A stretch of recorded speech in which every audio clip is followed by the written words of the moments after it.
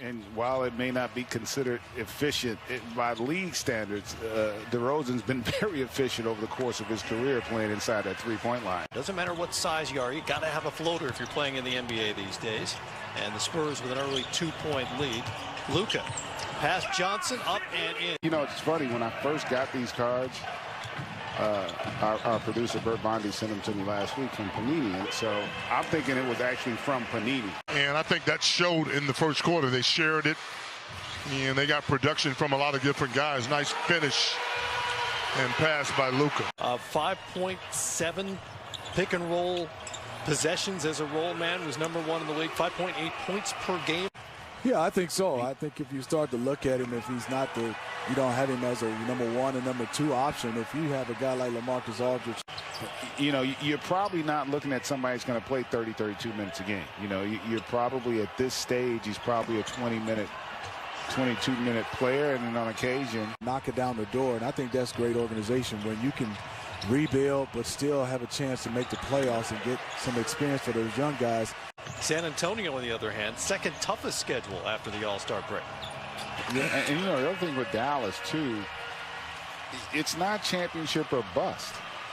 You can't defend it any better than the Mavs did on that possession. Forced a very difficult shot, which, again, DeRozan's able to convert, and Luka right back at you. Spurs and Mavericks have exchanged buckets here in the first 40 seconds or so, so the lead is right where we left off at 7:61-54 as Maxi Kleber knocks down another three-pointer. DeRozan 8 of 9 as he takes that shot off the back rim. I know it. I never felt like I had that sort of power as an announcer, but Doncic and one. And I think to continue the point on Doncic, GA, I think we saw the difference in his body from his rookie year to his second season in the league. Glad you're with us here on this center court Wednesday night. Not a regular night. What a great look and athletic catch and finish.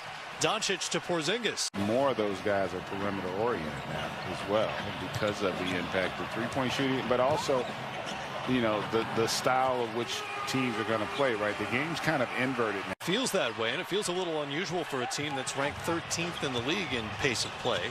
Doncic past Mills. He's torching Patty Mills right now. That's kind of how he was raised. You know, he's a 6'10", in essence, small forward that is going to space it on offense. You hope it gives you quality defensive effort and it can rebound in his position. And there you go in a nutshell.